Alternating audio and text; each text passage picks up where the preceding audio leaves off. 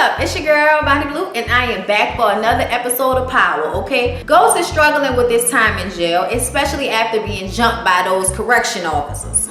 Y'all ain't shit. Tasha is at home having to explain to her kids, including ignorant, disgusting, unloyal ass, stupid motherfucking ass Tyreek. Y'all, that little boy work on my nerves. If there's anybody I never wanted a kid to get killed more, okay? This is like an SVU episode when you found out a kid raped and killed another kid, okay? Like, you really want him to die. Like, he's so disgusting. Who can turn their back on their family like that for somebody that they just fucking met? How dare you? I want somebody to fuck him up. Oh my God, I can't take it. Anyway, she's trying to explain to them that Ghost is not getting out of jail because last episode, y'all know he did not win that bail hearing. So he's not going to be getting out like they thought. And Tyreek is like, that nigga did it. He's like, man, you don't know what you're talking about. Okay, the police lock up innocent black men all the time.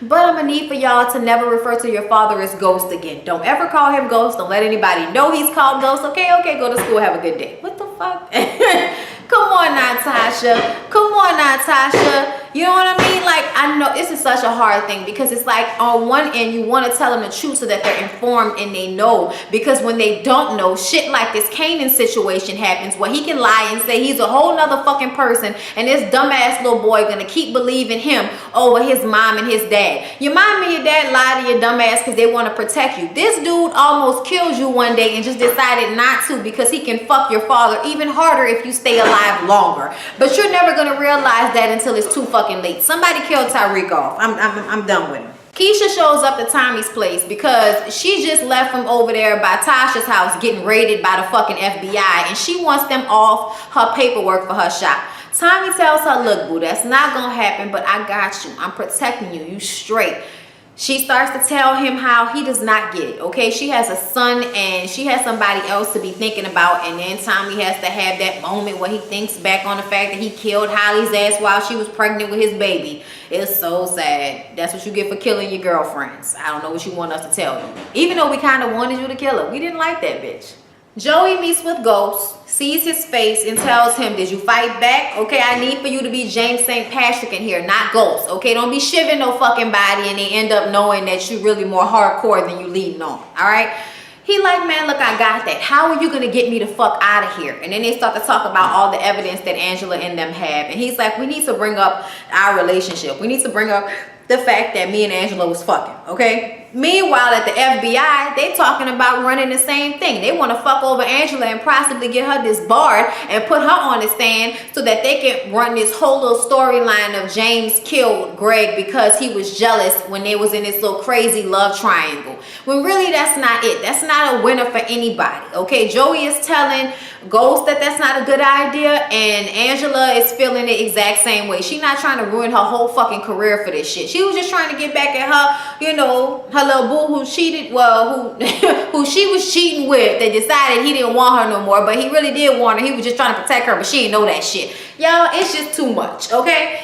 They decide, the FBI and Joey come to the conclusion that they're probably going to decide to go with this storyline of Tommy is Ghost and James is protecting him. So what they'll probably try to do is get Ghost to turn over on Tommy. They're going to try to link them together, and if one goes down, the other one goes down. So Joey decides to take it to the streets, okay? He gets in front of the media and says that the FBI are targeting another black man unfairly, and this is a biased justice system, and John gets all pissed off. Y'all know that's the Asian lawyer that we don't like. He's all pissed off because he's tired of losing to Joey. So he decides to go into the court and try to get the judge to put a gag order on the proceedings, and the judge is like, fuck out of here. I know how you work. You do the same thing when it suits you, so no, I am not doing that. Good day, sir. Good day, sir. Cristobal, the dude that took over Louise's set, meets with Toros Locos, which is a rival drug dealing, enterprise, whatever.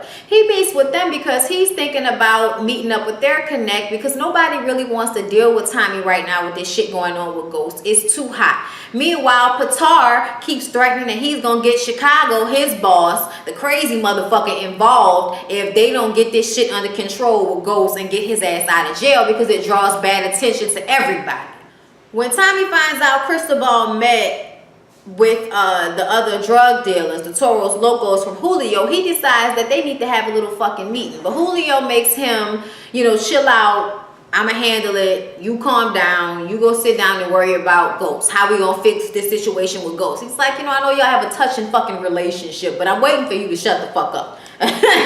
Meanwhile, Julio takes 2 boys over there to meet with Cristobal, and one of the dudes, Domingo, punches Marcus, one of Tommy and Julio's boys, in the face, but it wasn't Julio who stopped it. It was Cristobal that was like, man, chill the fuck out, bruh, stop. You know what I mean? And Julio is like, look, I'm gonna add 2 bricks off the top to make this even. Can we make this right? Could you stop trying to leave the business with us and go into the competition? Can you chill the fuck out now? Julio makes it cool with Cristobal, but he forgets to tell Tommy what happened. So when Marcus tells Tommy what happened, Tommy gets pissed off and goes to find Domingo's ass, okay? He pulls a gun on Domingo and gives him a head start, nigga, run.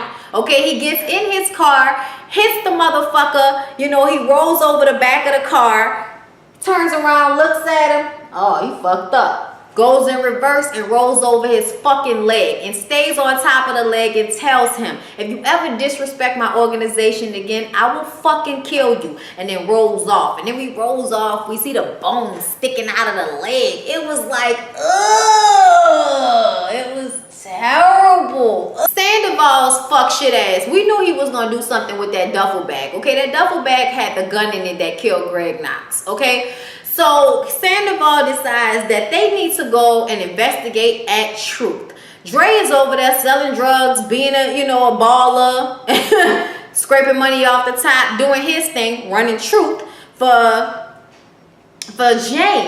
Jamie, okay? And they roll in there and they look through everything. But right before they look in his office, Sandoval plants that gun that he used to kill Greg under like a bar, which is so stupid. Something that Ghost would never fucking do.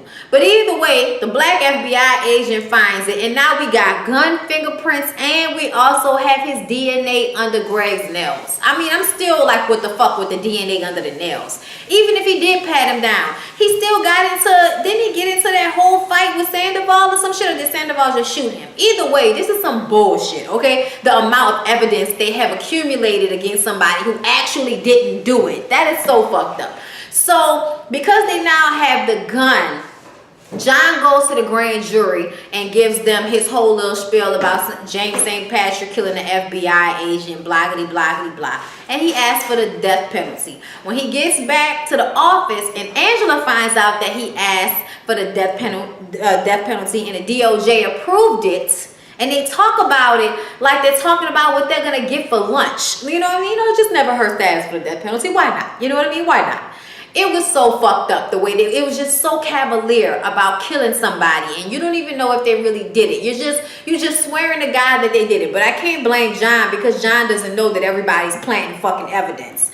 Angela, who was already feeling finicky about the gun because she was like, she knows that's something he wouldn't do, is now taken aback now that she realizes what she has done will probably lead to him getting a death penalty. Yeah, that's right, bitch. This is all your fucking fault. Don't take a breath. Don't take your time. Understand and realize that you fucked a married man, and then when he broke up with you, you decided to arrest him for a crime he didn't commit, and now he's gonna probably die. Wow, bitch. Wow. Wow. Okay? I was waiting for Tasha to come knocking at that fucking door. Tasha came knocking on her door when she found out about that shit. Like, bitch, really? You had my kids in this house and you gonna kill their father? Really, bitch? You ain't shit. Angela is like, bitch, you know I'm a cop, get out my face. But when Tasha walks off, she's like, you know, if it helps any, I wish I never walked in Truth. I wish I never saw Jamie again. And she's like, well, bitch, thanks. Shoulda, coulda, motherfucking wouldas, Angela. Oh my God, y'all. I wanted her to smack her. I wanted her to fucking smack her in her face and dare her to say something. I dare you tell somebody, bitch. I dare you tell somebody. So y'all remember last episode, they introduced us to that white guy that John went and talked to, and he was basically blackmailing him to give up information so he can get out of jail early because his wife has cancer. His name is Tony Teresi, okay? Tony Teresi is also from Harlem. And while James is in prison, some guy comes up to him and, you know, tries to put a on him and puts his hand on his leg under the table, and Ghost pops out and breaks his fucking finger or some shit. Tony's like, get the fuck out of here. So I think Tony's gonna try to create a relationship with Ghost so that he can use whatever information he can get on Ghost so he can get his ass out of jail so he can be with his wife. His wife actually visits him this episode, and we find out that she has 12 months, not the initial 18 months that they thought she had. You know, her cancer is getting really bad and she's not gonna be able to visit him. So the pressure is on even more now for him to get out of jail. So I know he's not gonna give a fuck about telling it the business if he gets in cool with Ghost. But Ghost should know better at this point. Don't trust nobody. So Tommy goes over to Keisha's house and they fuck. I'm not even gonna miss words. They fuck, okay? Now Tommy and Keisha, they're a thing now. And we knew it was gonna happen. But the main thing I got from this scene was we find out that Keisha does not love Tasha as much as we thought she did. She really thinks that Tasha has been trying to take everything away from her. She took Sean, and now she's trying to take her business from her. And it's like, girl, that is not what's going on. And you know it. You even sat there and said yourself that Tasha just fucked Sean to get back at Ghost for fucking Angela, but he was so busy wrapped up in her vagina, he didn't even care. So for you to think that your girl is really being vindictive about it, I don't think so. I don't think so at all. Yeah, you know she was fucking Sean. But it's like he driving me to work and drive my kid to school every day. He come to my house every morning. It's obvious I should be the one fucking him. What the fuck? Keisha should already have her own low-level drug dealing boyfriend. At the end of the episode, Tommy and Ghost finally get a chance to talk to each other because Ghost calls him. Okay, they told Ghost that he possibly can get the death penalty, and this is not going well in his head at all. Especially after Charlie Murphy tells him how he was on death row before, and he'll be on his death row. So I'll be here to the end, nigga. And it's just very depressing. So he calls Tommy and he's like, what's up, brother? It's good to hear your voice. And Tommy like, man, what's going on? He was like, man, they talking about giving me the death penalty. He was like, man, what do you need from me? And he was like, just take care of my family, man. Just take care of my family. And he said, I got you, brother. I got you. I got you. And I'm like, y'all. Did I forget to mention? Oh, I forgot to mention when Tasha and Tyreek and the kids went to go see James in prison, and he crying the whole time on the phone. And, you know, the sister hands the phone to Tyreek. And he says, you know, son, I need you to be the man in the house and take care of your mom and your sisters and respect your mom. You know, be the man in the house for me. He was like, I got you, Dad. And that was it. And Kanan has been convincing him that even though he's mad at his dad, that he needs to listen to his dad. He needs to make them trust him. And I'm like, you don't see nothing wrong with backstabbing your fucking family? Like, really? I don't give a fuck if you don't know that's Kanan, because he did ask him about Kanan. Because when they were in the car when Tasha was dropping him off to school, and she started to talk to Tyreek about Kanan. And then some paparazzi starts taking pictures outside of the car. So she gets the camera and snatches it from him and breaks the camera. And Tyreek gets out the car and he's like, oh, that's how we supposed to handle it. So he thinks of his parents as these lying-ass hypocrites. But at the end of the day, that's still your people. Do you know how many times my daddy pissed me off? My mama pissed me off, made me feel like it was just me in the house by myself because my sister gone and y'all all booed up this week. So that means I'm just in this bitch by myself. Y'all don't want to let me go nowhere. I have felt these feelings, Tyreek, and I ain't even had no siblings that was close to my age to fucking kick it with. Okay? And you mean to tell me that you really could give a fuck about your family enough to help somebody set them up? You don't feel no type of guilt about this shit? Y'all, Tyreek ain't shit. Once again, somebody kill this nigga. I'm sorry I had to go back over it so we could we could go back, because I forgot to tell y'all about that part. Because I mean, it really is minuscule at the end of the day, but it's just, and I'm tired of talking about Tyreek, because he, out of everybody, I get more infuriated with Tyreek than anybody else on the show. Angela was just a weak ass bitch, okay? But see this whole Tyreek situation, bro, that's your fucking daddy, bro. I don't care. That's your daddy. I don't care. You know? Y'all, I can't deal. Anyway, that was Power. I hope y'all enjoyed the review, and I'll see y'all in the next one. Motherfucker. Oh my mama, oh my who, I look fly, I look good, touch my